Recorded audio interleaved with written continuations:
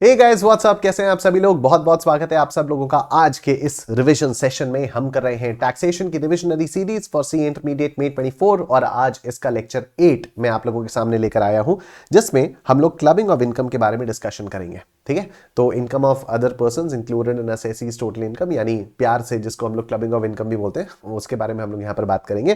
तो जितने भी स्टूडेंट्स यहाँ पर नए हैं, आप लोग ये शेड्यूल यहाँ पर देख सकते हो। तो we started this revision series from 1 February और तब से लेकर आज तक हमारे रेगुलर सेशंस चल रहे हैं और आगे भी जो जो सेशंस होने वाले हैं वो आप लोग देख सकते हो। तो this is the income tax का schedule and this is a GST का शेड्यूल। ठीक है, ये जो भी नोट्स मैं यहाँ पर यूज कर रहा हूँ, ये नोट्स आपको इस वीडियो के नीचे लिंक दिया हुआ है डिस्क्रिप्शन में, उससे आप लोग इसको डाउनलोड कर सकते हो। ये सारे के सारे एक चार्ट फॉर्म में मैंने आप लोगों के लिए income from other persons included in एसएससीज टोटल इनकम के नोट्स बनाए हुए हैं, उसको आप लोग देख सकते हो। ठीक है, तो सबसे पहले ओवरव्यू के बारे में बात कर लेते हैं कि यहाँ पर क्या क्या चीजें हम लोगों को पढ़नी है। तो हम लोग सबसे पहले सेक्शन 60 पढ़ेंगे इसमें, जो कि होगा transfer of income without transfer of asset. ठीक है, तो अगर आप किसी को किसी एसेट से अराइज होने वाली इनकम को ट्रांसफर कर देते हो लेकिन उस एसेट को ट्रांसफर नहीं करते, तो वो इनकम भी आप ही के हाथ में क्लब होती है। ठीक है, income arising from revocable transfer of assets, section 61। तो रिवोकेबल ट्रांसफर क्या होता है? रिवोकेबल ट्रांसफर, रिवोकेबल का टेक्निकल मतलब हो जाता है कैंसिलेबल। मतलब अगर मैं आपको कुछ चीज कोई एसेट अपना ट्रांसफर कर रहा हूं और मैं कभी भी कह सकता हूं कि हाँ मैं जब मांगूंगा तब आप मुझे वापस दे देना। ठीक है, तो ये तो सिर्फ एक कहने वाला ट्रांसफर हो गया।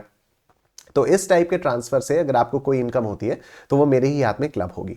ठीक है, फिर स्पाउस की इनकम के बारे में बात करेंगे। अब स्पाउस की इनकम तीन तरीके से क्लब हो सकती है। एक तो किसी ऐसी कंसर्न में जिसमें मेरा सब्सटैंशियल इंटरेस्ट है, उस कंसर्न से मेरी स्पाउस को कोई रेम्यूनरेशन मिल रही है, बल्कि उसकी कोई टेक्निकल क्वालिफिकेशन वगैरह कुछ भी नहीं है, फिर भी उसको रेम्यूनरेशन मिल रही है। ठीक है, अगर ऐसा है, अगर इस टाइप का है, तो जो भी उसको रेम्यूनरेशन मिल रही है वो मेरे हाथ में क्लब हो जाएगी। दूसरा, from assets transferred without any adequate consideration. मैंने अपनी स्पाउस को कोई ना कोई एसेट अपना ट्रांसफर कर दिया, उससे कुछ पैसा लिया नहीं है, तो उस एसेट से जो भी इनकम अराइज होगी वो मेरे हाथ में क्लब होगी। और तीसरी चीज है transfer of assets for benefit of spouse. ठीक है, कि मैंने कोई ट्रस्ट अगर बना लिया, मैंने उस ट्रस्ट में कोई एसेट ट्रांसफर किया और उस ट्रस्ट से अराइज होने वाली जो भी इनकम होगी वो मेरे स्पाउस के बेनिफिट के लिए होगी, तो जितनी भी इनकम होगी वो मेरे हाथ में टैक्सेबल हो जाएगी। इसके बाद हम लोग बात करेंगे इनकम ऑफ सन्स वाइफ। ठीक है, कि अगर कोई भी बंदा अपनी बहू को, चाहे वो ससुर जी गिफ्ट दे रहे हो, चाहे वो सासू माँ गिफ्ट दे रही हो, तो अगर अपनी बहू को आप कोई भी गिफ्ट देते हो तो उससे अराइज होने वाली जो भी इनकम होती है वो आप ही के हाथ में क्लब होती है। फिर हम माइनर्स इनकम के बारे में बात करेंगे कि अगर आपका कोई माइनर चाइल्ड है उससे अराइज होने वाली जो भी इनकम है वो कैसे कैसे क्लब होती है। फिर हम बात करेंगे conversion of self acquired property into the property of the HUF. ठीक है, कि मेरे पास कोई प्रॉपर्टी थी, अब उस प्रॉपर्टी को मैंने अपनी एचयूएफ को ट्रांसफर कर दिया विदाउट एडिक्वेट कंसिडरेशन, तो अब उसका क्या होगा। और फिर लास्ट में हम क्रॉस ट्रांसफर्स के बारे में बात करेंगे। ठीक है, इस तरह से हमारा फ्लो चलता रहेगा। तो कितने टॉपिक्स हो गए? 1 2 3 4 5 6 7 टॉपिक्स में हमारा ये पूरा का पूरा चैप्टर कंप्लीट हो जाएगा। सबसे पहले सेक्शन 60 के बारे में बात करते हैं। तो ये तो खैर बड़ा सिंपल सा है। सेक्शन 60 बड़ी सिंपल सी चीज कहता है कि अगर आपने किसी को किसी एसेट से अराइज होने वाली इनकम ट्रांसफर की और आपने उसको एसेट नहीं ट्रांसफर किया, तो वो इनकम आप ही के हाथ में क्लब हो जाएगी। That's it. ठीक है, आओ आगे चलते हैं। Income arising from revocable transfer of assets. ठीक है, अब ये सेक्शन 61 है, ये आपका सेक्शन 61 है। इसमें सबसे पहले हम लोग सेक्शन 63 देखते हैं, मीनिंग ऑफ रिवोकेबल ट्रांसफर। कि भाई रिवोकेबल ट्रांसफर का मतलब क्या होता है। तो एक ट्रांसफर रिवोकेबल तब होता है अगर उसके अंदर कोई भी ऐसा प्रोविजन होता है कि वो वाली चीज, मैंने कोई एसेट आपको ट्रांसफर किया, अगर मैंने इस क्लॉज में, इस कॉन्ट्रैक्ट में कोई एक ऐसा क्लॉज डाला है कि मैं कभी भी वो चीज आपसे वापस ले सकता हूं, री ट्रांसफर ऑफ द होल और any part of the income और एसेट्स टू द ट्रांसफरर, तो ये ट्रांसफर रिवोकेबल ट्रांसफर हो जाएगा। ठीक है, या फिर दूसरी पावर में रखता हूं कि मैं इस वाले एसेट पर फिर से अपनी पावर अज्यूम कर लूंगा। एक तरह से बात वही हो गई, अगर मैंने आपको कोई चीज दी है और मेरे पास अधिकार है कि मैं उस चीज को कभी भी वापस ले सकता हूं या उससे अराइज होने वाली इनकम को कभी भी वापस ले सकता हूं, तो वो रिवोकेबल ट्रांसफर हो जाता है। ठीक है, अगर मैंने किसी को भी कोई भी ट्रांसफर किया और वो एक रिवोकेबल ट्रांसफर है, तो उससे अराइज होने वाली जो भी इनकम होगी वो मेरे हाथ में क्लब होगी, ऐसा सेक्शन 61 कहता है। इसके एक्सेप्शंस हैं सेक्शन 62 में। ठीक है। इसमें दो एक्सेप्शंस हैं कि अगर मान लो रिवोकेबल ट्रांसफर है, मान लो रिवोकेबल ट्रांसफर है, लेकिन ट्रांसफर है by way of trust which is not revocable during the life time of the beneficiary. ठीक है, मैंने ट्रांसफर एक ट्रस्ट के फॉर्म में किया, उस ट्रस्ट का जो बेनिफिशियरी है, जब तक वो बेनिफिशियरी जिंदा है तब तक मैं ये ट्रांसफर वापस नहीं ले सकता।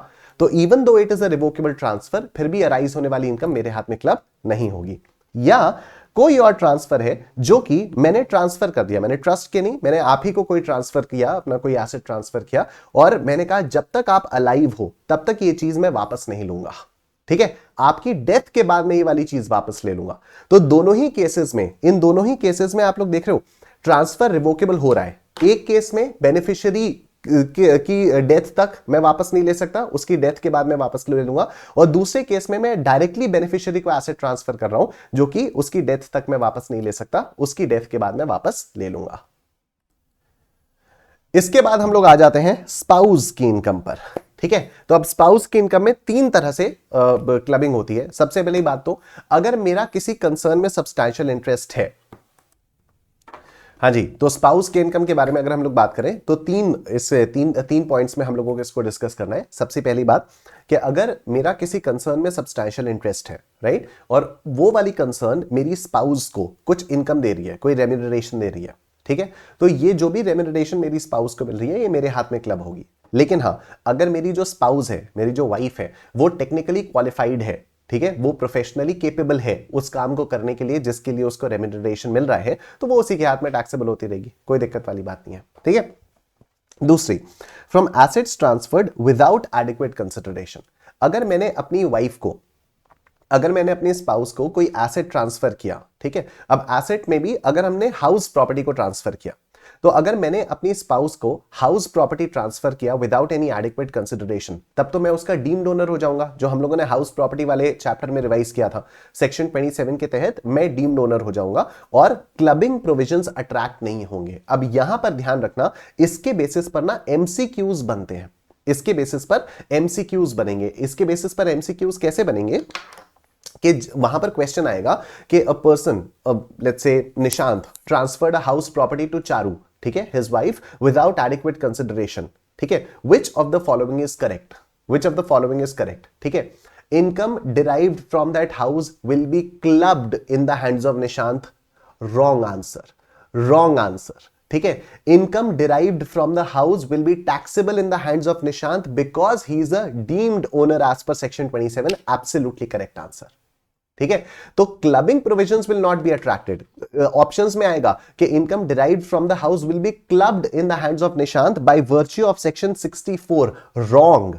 ठीक है, क्योंकि क्लबिंग प्रोविजंस अट्रैक्ट नहीं होंगे। दोनों केसेस में बात वही हो रही है कि टैक्स कौन पे करेगा, टैक्स निशांत पे करेगा, टैक्स चारू नहीं पे करेंगी, लेकिन फिर भी जो आंसर आ रहा है वो रीजन के बेसिस पर आपको मार्क्स मिलते हैं। तो यहां पर क्या हो गया, Nishant will be the deemed owner of the house property and hence that income will be taxable in the hands of Nishant, clubbing provisions की वजह से नहीं।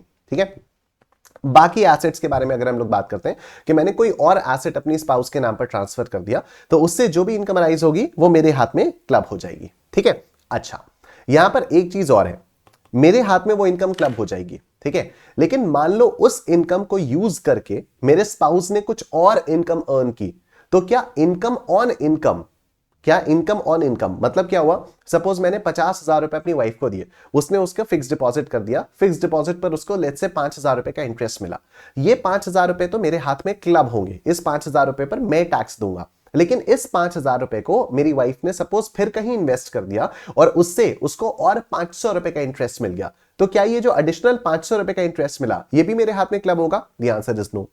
ठीक है, सेकेंड जनरेशन इनकम क्लब नहीं होती है। ठीक, ओके, अब ये दिस इज इंपॉर्टेंट। यहां पर क्या हुआ कि मान लो मैंने कुछ पैसा दिया, मान लो मैंने कुछ पैसा दिया अपनी वाइफ को, अपने स्पाउस को, अपनी स्पाउस को मैंने कुछ पैसा ट्रांसफर किया और इस पैसे को उसने अपने बिजनेस में इन्वेस्ट कर लिया। ठीक है, इस पैसे को उसने अपने बिजनेस में इन्वेस्ट कर लिया। अब उस बिजनेस से जो भी प्रॉफिट आएगा, उस बिजनेस से जो भी प्रॉफिट आएगा वो हम दोनों में डिस्ट्रीब्यूट होगा। वो कैसे डिस्ट्रीब्यूट होगा, मैं एक सिंपल सा एग्जांपल लेकर आपको बता देता हूं। सपोज मैंने 1 लाख रुपीस दिए, सपोज मैंने 1 लाख रुपीस दिए, ठीक है, और मेरे स्पाउस का जो कैपिटल था वो 3 लाख रुपीस का था, मेरी स्पाउस का जो कैपिटल था वो 3 लाख रुपीस का था, टोटल कैपिटल हमारा कितना हो गया, टोटल कैपिटल हमारा हो गया 4 लाख रुपीस का, ठीक है। इस पर सपोज प्रॉफिट आया 1 लाख रुपीस का, इस पर प्रॉफिट आया सपोज 1 लाख रुपीस का, तो 1 लाख रुपीस का प्रॉफिट कमाया गया 4 लाख रुपीस के कैपिटल पर इस 4 लाख रुपीस के कैपिटल में से 1 लाख रुपीस मेरा था, 1 लाख रुपीस मेरे थे और 3 लाख रुपीस मेरी स्पाउस के थे। तो इस 1 लाख रुपए के प्रॉफिट को हम 1:3 के रेशियो में डिस्ट्रीब्यूट करेंगे, ठीक है। लेकिन यह डिस्ट्रीब्यूशन तभी होगा अगर मेरे द्वारा गिफ्ट किया हुआ एसेट, अगर मेरे द्वारा गिफ्ट किया हुआ एसेट मेरी स्पाउस के कैपिटल का पार्ट था on the first day of the previous year, ठीक है। मतलब अगर 1 अप्रैल को इसके कैपिटल में 1 लाख प्लस 3 लाख था, 4 लाख था, तब तो ये प्रोपोर्शन होगा, तब तो 1:3 में होगा, ठीक है। मान लो मैंने गिफ्ट किया था लेकिन मेरी वाइफ ने इस 1 लाख रुपए को 1 अप्रैल को अपने बिजनेस में इंक्लूड नहीं किया बल्कि 10 अप्रैल को कर दिया, ठीक है। तो टोटल कैपिटल तो अभी भी 4 लाख का हो गया, लेकिन क्या 1 अप्रैल को कैपिटल में मेरा कुछ हिस्सा था? नहीं। तो क्या मेरे हाथ में इस प्रॉफिट का कोई भी हिस्सा क्लब होगा? बिल्कुल भी नहीं, ठीक है। I hope this is clear. अच्छा, मैं कोई एसेट अगर अपने स्पाउस के बेनिफिट के लिए ट्रांसफर कर देता हूं तो ऑब्वियसली वो भी मेरे हाथ में क्लब हो जाता है, ठीक है। ये हो गई स्पाउस की इनकम वाली बात। अब अगर मैं अपनी सन की वाइफ को, अगर मैं अपनी बहू को, मैं या मेरी वाइफ, हम दोनों अपने अगर सन की वाइफ को कुछ भी पैसा देंगे या कोई भी किसी भी तरह से डायरेक्टली या इनडायरेक्टली कोई भी उसको एसेट ट्रांसफर करेंगे तो उससे अराइज होने वाली जो भी इनकम होगी वो हमारे हाथ में क्लब होगी। It's as simple as that, ठीक है। माइनर की इनकम के बारे में बात करते हैं, ठीक है। तो माइनर की इनकम के लिए सेक्शन 64(1)(a) है और माइनर की इनकम के लिए यह बोला गया है कि माइनर चाइल्ड की जो भी इनकम होती है वो पेरेंट के हाथ में क्लब होती है। कौन से पेरेंट के हाथ में क्लब होती है? उस पेरेंट के हाथ में क्लब होती है जिस पेरेंट की इनकम क्लबिंग से पहले ज्यादा होती है, ठीक है। मान लो मेरा और चारू मैम का कोई बच्चा है, ठीक है, उसने कुछ इनकम कमाई, कहीं से भी उसके पास कोई इनकम आ गई, तो अब वो किसके हाथ में क्लब होगी? मेरे हाथ में या चारू मैम के हाथ में? उसके हाथ में क्लब होगी जिसकी इनकम क्लबिंग से पहले ज्यादा है। मान लो मेरी इनकम साल की 10 लाख रुपए, चारू मैम की 12 लाख रुपए, ठीक है, तो फिर माइनर की इनकम चारू मैम के हाथ में क्लब होगी। ये बात क्लियर होगी? जिस भी पेरेंट के हाथ में ये इनकम क्लब होती है उस पेरेंट को सेक्शन 10 सबसेक्शन 32 के अंदर 1500 रुपीज का एग्जेम्पशन मिलता है फॉर एवरी चाइल्ड, ठीक है, फॉर एवरी चाइल्ड। सॉरी, तो हर चाइल्ड के लिए 1500 रुपीज का एग्जेम्पशन मिलता है, लेकिन ये सिर्फ ओल्ड स्कीम में मिलता है, न्यू स्कीम में नहीं मिलता। यहां पर कोई लिमिट भी नहीं है कि मैक्सिमम ऑफ 2 चिल्ड्रन या मैक्सिमम ऑफ 3 चिल्ड्रन। आपके जितने माइनर चाइल्ड हैं, हर माइनर चाइल्ड के लिए 1500 रुपए तक का एग्जेम्पशन आप लोग क्लेम कर सकते हो, ठीक है। एक बात और, सपोज इस प्रीवियस ईयर में चारू मैम के हाथ में बच्चे की इनकम क्लब हो गई, अब अगले प्रीवियस ईयर में यानी 23-24 में तो क्लब हो गई, सपोज 24-25 में मेरी इनकम ज्यादा हो जाती है, चारू मैम की कम हो जाती है, तो क्या इनकम अब चारू मैम के हाथ में क्लब ना होकर मेरे हाथ में क्लब होगी? The answer is no. Law कहता है, सॉरी यार, आई डोंट नो क्या तो खांसी वासी वाला इश्यू हो रहा है तो उसकी वजह से पॉज करना पड़ रहा है। एनीवे, तो मैं ये कह रहा था कि सपोज इस साल प्रीवियस ईयर 23-24 में हमारा जो भी बच्चा है उसकी income let's say Charu ma'am के हाथ में क्लब हो गई क्योंकि चारू मैम की इनकम ज्यादा थी, मेरी इनकम कम थी।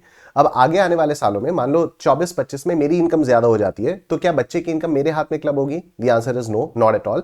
बच्चे की इनकम एक बार जिस पेरेंट के हाथ में क्लब होनी शुरू हो गई हमेशा उसी पेरेंट के हाथ में क्लब होती रहेगी, ठीक है। लेकिन हाँ, अगर एक टाइम के बाद ऐसा हो ही गया कि मेरी ही इनकम ज्यादा हो रही है तो हम दोनों जाकर असेसिंग ऑफिसर से बात कर सकते हैं कि सर देखो यार कुछ कर दो यार, तो असेसिंग ऑफिसर जब अलाउ कर देगा तो उस बच्चे की जो इनकम है वो फिर मेरे हाथ में क्लब होने लग जाएगी। अगर पेरेंट्स साथ में नहीं रहते हैं, पेरेंट्स का डिवोर्स हो गया है, तो बच्चे की इनकम उस पेरेंट के हाथ में क्लब होगी जो पेरेंट उस बच्चे को उस साल मेंटेन कर रहा है, ठीक है। तो ऐसा हो सकता है किसी साल मदर मेंटेन करे, किसी साल फादर मेंटेन करे, तो जिस भी साल उस बच्चे को वो जो भी पेरेंट मेंटेन करेगा उस पेरेंट के हाथ में इनकम क्लब होगी, ठीक है।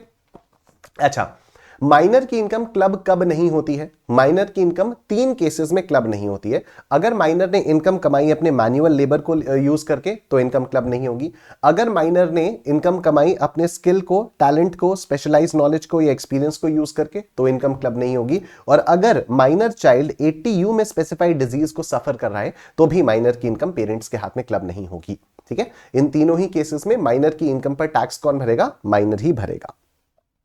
क्रॉस ट्रांसफर्स के बारे में बात करते हैं। तो क्रॉस ट्रांसफर्स बेसिकली ऐसे ट्रांसफर्स होते हैं कि वो एक ही ट्रांजैक्शन, दो अलग अलग ट्रांजैक्शंस होते हैं, लेकिन वो होते इस प्रकार के हैं कि वो एक होता है, गोल गोल घुमा के दिया जाता है। अभी मैं एग्जांपल के थ्रू समझाऊंगा तो आपको समझ में आएगा। तो द कॉन्सेप्ट इज कि it involves two parties making mutual gifts और transfers to each others family members forming part of a single transaction intended to evade tax. ठीक है, एग्जांपल क्या हो गया कि ए ने 50,000 रुपीज गिफ्ट किए। ए ने 50,000 रुपीज गिफ्ट किए, किसको गिफ्ट किए? बी की वाइफ को गिफ्ट किए। बी की वाइफ को गिफ्ट किए हाउस परचेज करने के लिए। ठीक है, ए ने बी की वाइफ को घर परचेज करने के लिए 50,000 रुपए गिफ्ट किए, और बी ने क्या किए? 50,000 रुपए के शेयर्स ए के माइनर सन को गिफ्ट कर दिए। ठीक है, ए के माइनर सन को गिफ्ट कर दिए। इसको आप लोग ऐसे समझो, मैं हूं, मेरा भाई है। ठीक है, मैंने अपनी भाई की वाइफ को 50,000 रुपए गिफ्ट किए कि तुम अपना घर खरीद लो। ठीक है, मेरे भाई ने मेरे बच्चे को 50,000 रुपए के शेयर्स गिफ्ट कर दिए। ठीक है, अब होना क्या चाह रहे थे, मतलब हम लोग करना क्या चाह रहे थे? कायदे से I was suppose to give 50,000 rupees worth of shares to my son, and कायदे से my brother was suppose to give 50,000 rupees to his wife. ठीक है, लेकिन हमने किया क्या कि मैं अगर अपने भाई की वाइफ को दूंगा और मेरा भाई अगर मेरे बच्चे को दे देगा तो फिर क्लबिंग वाले प्रोविजंस अट्रैक्ट नहीं होंगे। तो सरकार कहती है हमारे माथे पर कुछ बड़ा बड़ा लिखा नहीं है। ठीक है, ये क्रॉस ट्रांसफर्स हैं। डीम्ड ट्रांसफरर कौन होगा? मैंने अगर अपने भाई की वाइफ को 50,000 रुपए दिए तो डीम्ड ट्रांसफरर मेरा भाई होगा। अगर मेरे भाई ने मेरे बच्चे को 50,000 रुपए के शेयर्स दिए तो डीम्ड ट्रांसफरर मैं हो जाऊंगा। तो शेयर्स से इनकम आएगी, मेरे हाथ में टैक्सेबल होगी। उस 50,000 रुपए से जो इनकम आएगी वो मेरे भाई के हाथ में ट्रांसफर होगी। ठीक है। तो क्लबिंग के क्राइटेरिया क्या है कि transfers are interconnected and form part of a single transaction. Each transfer serves as a consideration for the other, either mutual or otherwise. ठीक है, aimed at circumventing tax provisions by transferring to non-spouse and non-minor child. मैंने क्या किया? मैं अपनी spouse को अगर करता, या मेरा भाई अगर अपनी स्पाउस को ट्रांसफर करता 50,000 रुपए, तो उसके हाथ में क्लबिंग होती। मैं अगर अपने माइनर चाइल्ड को ट्रांसफर करता तो मेरे हाथ में क्लबिंग होती। तो मैंने क्या किया? अपने भाई की स्पाउस को कर दिया और मेरे भाई ने मेरे माइनर चाइल्ड को कर दिया। ठीक है, लेकिन सरकार कहती है कि ऐसा नहीं, डीम्ड ट्रांसफरर आप ही हो और आपके हाथ में क्लबिंग होगी। तो टैक्स इंप्लीकेशंस ये हो गए, हाउस प्रॉपर्टी जो मिसेस बी की है वो बी के इनकम में क्लब होगी क्योंकि B will be deemed transferor, और जो मेरे बच्चे को डिविडेंड इनकम मिलेगी शेयर से वो मेरे हाथ में क्लब होगी, क्योंकि मैं डीम्ड ट्रांसफरर कहलाऊंगा। ठीक है, लास्ट टॉपिक हमारे पास इसमें आता है conversion of self acquired property into the property of an HUF. अब इसमें क्या हो जाता है कि सपोज मेरे पास कोई प्रॉपर्टी है, ठीक है, और मेरी एचयूएफ है, मैंने अपनी प्रॉपर्टी को अपनी एचयूएफ की प्रॉपर्टी में कन्वर्ट कर दिया विदाउट एडिक्वेट कंसिडरेशन। ठीक है, तो एचयूएफ को जो भी इनकम होगी वो किसके हाथ में क्लब होगी? वो मेरे हाथ में क्लब होगी। मान लो कल को चल के उस एचयूएफ का पार्टीशन हो जाता है और जो प्रॉपर्टी मैंने एचयूएफ को दी थी उसका थोड़ा सा हिस्सा मेरी स्पाउस को मिल जाता है, तो मेरी स्पाउस को जो भी इनकम डिराइव होगी उस वाले पोर्शन से वो भी मेरे हाथ में क्लब होगी।